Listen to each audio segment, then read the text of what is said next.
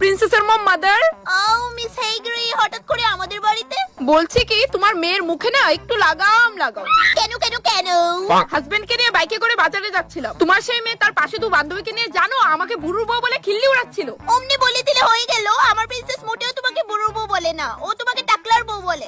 তা আপনি ওকে কিছু বলেন টলেন না নাকি? ও আপনার সামনে আমাকে নিয়ে এরকম মন্তব্য করে কিভাবে? মুখ দিয়ে বললেই তো হলো না যে প্রিন্সেস এরম বলেছে? কোনো প্রুফ আছে?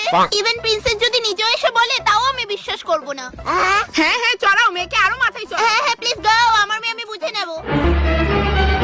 মাম্মা কেউ কি আমার নামে এসে চুগলি করছে? না শোনা মা, কেউ আসেনি। তুমি তাড়াতাড়ি স্নানটা সেরে আসো, দেখো মামামের হাত কাঁপছে তোমাকে খাইয়ে দেওয়ার জন্য।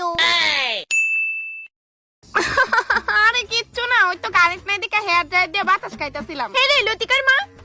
আচ্ছা কইতাছে আমি একটু পরে ফোন করতাছি, রাহো। কি খবর জোতা দি? খবরে হতার নাম আতলেবে।